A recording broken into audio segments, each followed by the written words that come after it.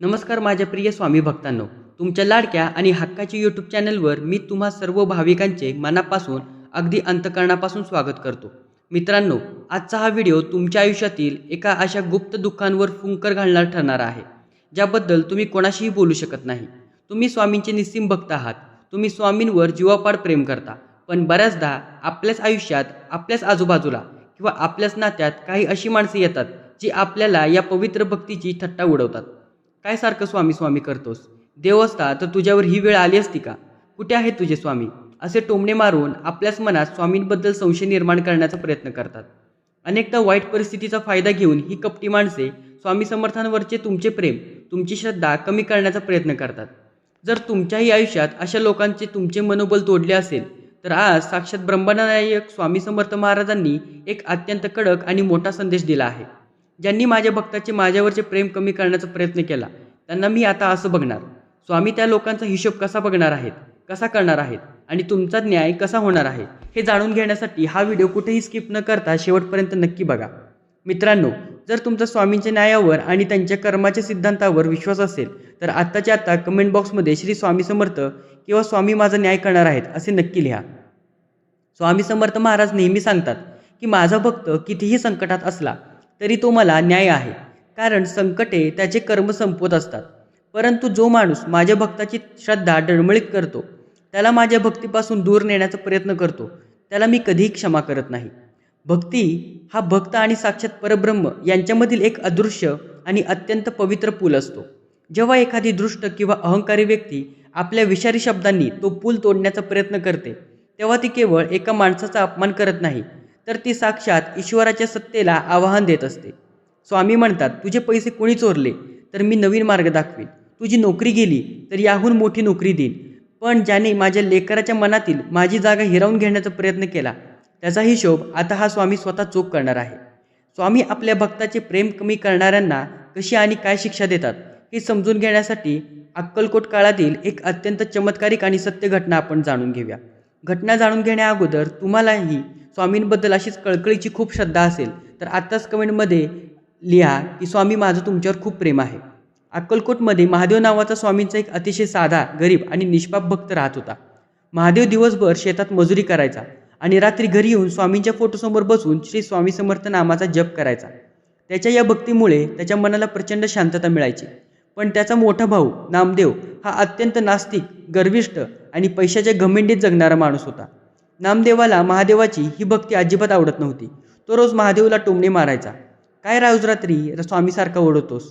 जसे तुझे स्वामी एवढे मोठे आहेत, जर तुला दुसऱ्याच्या शेतात मजुरी का करावी लागते तूच सांग मला? का तुझी गरिबी दूर होत नाही? हे सगळे थोडांत आहे, स्वामींमध्ये काही ताकद नाही। रोज रोज असं बोलत गेल्यामुळे आणखी गरिबी वाढली आणि एकदा रात्री महादेवचे मन खचले, त्याच्या डोळ्यात अश्रू आले। त्याने स्वामींच्या फोटोकडे पाहिले आणि विचार केला, कदाचित माझे भाऊ बरोबर बोलत आहेत, स्वामींचे माझ्यावर प्रेम नाही का? त्या रात्री त्याने नामस्मरण केले नाही आणि खचलेल्या मनाने तो झोपी गेला। म्हणजेच नामदेवने महादेवचे स्वामींवरचे प्रेम कमी केले होते। आपल्या भक्ताचे प्रेम कमी झाले हे पाहताच अक्कलकोटचे स्वामी आसन हलले।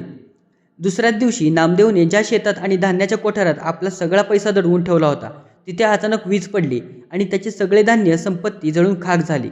इतकेच नाही तर नामदेवच्या तोंडाला आणि जिभेला एकाएकी असा गंभीर पॅरालिसिसचा झटका आला की तो एक शब्दही बोलू शकेना। ज्या जिभेने त्याने स्वामींच्या भक्ताची निंदा केली, ती जीभ पूर्णपणे जड झाली। घरातील हा हाहाकार पाहून नामदेवच्या पत्नीने महादेवचे पाय धरले आणि म्हणाली, आम्हाला क्षमा करा, आम्ही तुमच्या स्वामींची निंदा केली, म्हणूनच आमच्यावर हा काळ आला आहे। महादेव धावत अक्कलकोटच्या वटवृक्षापाशी गेला। स्वामी महाराज डोळे लाल करून बसले होते। महादेव रडत चरणावर पडला आणि म्हणाला, स्वामी माझ्या भावाला क्षमा करा। स्वामी कडाडले, महादेवा, तो तुला बोलला असता तर मी सोडून दिले असते रे, पण त्याने माझ्या लेकराच्या मनातील माझं प्रेम कमी केलं, त्याची जीभ जड झाली पाहिजे होती। जा, तुझ्या घामाच्या पैशातून आणलेला अंगारा त्याच्या जिभेला लाव, तरच तो वाचेल। महादेवने घरी जाऊन स्वामींचा अंगारा नामदेवाच्या जिभेला लावला। नामदेव एका झटक्यात बरा झाला, त्याचे डोळे उघडले, त्याने तानमान महादेवच्या आणि स्वामींच्या चरणी लोटांगण घातले। मित्रांनो, स्वामी भक्ताची श्रद्धा तोडणाऱ्यांना अशी अद्दल घडवतात। भक्तांनो, ऐकलीत ना स्वामींची ही अद्भुत लीला? स्वामी आपल्या भक्ताचे प्रेम कधीही कमी होऊ देत नाहीत। जर तुमचाही स्वामींच्या या कडक कर्माच्या न्यायावर विश्वास असेल तर आत्ताच व्हिडिओला लाईक करा आणि चॅनलला सबस्क्राईब करा। माझ्या प्रिय मित्रांनो, आता आपण त्या मुख्य विषयाकडे वळणार आहोत की ज्या लोकांनी तुमचे मनोबल तोडले, स्वामींवरचे तुमचे प्रेम कमी करण्याचा प्रयत्न केला, त्यांना स्वामी आता कशाप्रकारे बघणार आहेत. पहिला म्हणजे त्यांच्या अहंकाराचा नाश करणे. स्वामींचा पहिला निर्णय असा आहे की ज्या गोष्टींच्या घमेंडीत येऊन त्यांनी तुमच्या भक्तीची थट्टा केली, स्वामी त्या गोष्टींचा अहंकार मातीत मिळवणार आहेत. स्वामी त्यांना अशा परिस्थितीतून आणून सोडतील जिथे त्यांना समजेल की माणसाची संपत्ती नाही तर ईश्वराची सत्ता सर्वश्रेष्ठ आहे. दुसरी गोष्ट म्हणजे त्यांना पश्चातापाच्या आगीत टाकणे. स्वामी त्यांना अशी कोणतीही शारीरिक शिक्षा देणार नाहीत, तर स्वामी त्यांना त्यांच्याच कर्माची फळं देतील की त्यांना त्यांच्या चुकीची तीव्र जाणीव होईल आणि एका अशा वळणावर ते येतील जिथे ते स्वतःहून तुमच्याकडे येतील आणि म्हणतील आम्ही चुकलो. तिसरी गोष्ट म्हणजे तुमच्या आयुष्यात पूर्वीपेक्षा 10 पटीने प्रगती देणे. स्वामींचे सर्वात मुख्य निर्णय तुमच्यासाठी आहेत.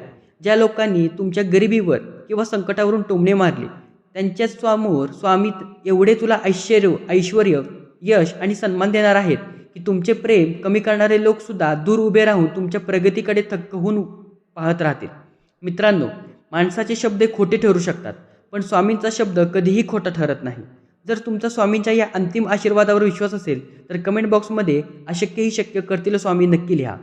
जर आजूबाजूचे लोक तुमच्या भक्तीची निंदा करत असतील तर स्वामी तुम्हाला शांत राहण्याचा सल्ला देतात की वाद घालू नका, नामस्मरण दुप्पट करा, तारक मंत्राचा आधार घ्या. रोज संध्याकाळी घरात मोठ्या आवाजात स्वामींचा तारक मंत्र लावा. जेव्हा कोणी टोमणे मारेल तेव्हा मनातल्या मनात श्री स्वामी समर्थ मंत्राचा जप चालू करा. नास्तिक किंवा गर्विष्ठ लोकांशी स्वामींच्या अस्तित्वाबद्दल कोणीही वाद घालू नका. तुमची भक्ती हा वादाचा विषय नाही, तो तुमच्या अनुभवाचा विषय आहे. माझ्या प्रिय भक्तांनो, शेवटी स्वामी समर्थ महाराज एवढेच सांगतात, भिवू नकोस, मी तुझ्या पाठीशी आहे. माणसाचे शब्द हंगामी असतात, परिस्थिती बदलली की माणसे बदलतात, पण तुमचा स्वामी कलियुगातील साक्षात परब्रह्म आहे. ते कधीही बदलत नाहीत. ज्यांनी तुमचे प्रेम करण्याचा प्रयत्न केला त्यांच्याकडे आता स्वामी स्वतःहून बघत आहेत. त्यामुळे तुम्ही निश्चिंत व्हा आणि आनंदाने स्वामींची सेवा करत राहा.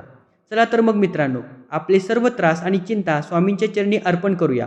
जर तुमच्या स्वामींच्या या अथांग दयेवर आणि प्रेमावर पूर्ण विश्वास असेल तर शेवटची कमेंट अत्यंत भक्तिभावाने आत्ताच लिहा, भिवू नकोस, मी तुझ्या पाठीशी आहे. व्हिडिओला लाईक करा आणि शेवट आणि शेअर नक्की करा. पुन्हा भेटूया अशाच एका मनाला उभारी देणाऱ्या व्हिडिओसह. तोपर्यंत आनंदी राहा, स्वामी नामात मग्न राहा. धन्यवाद.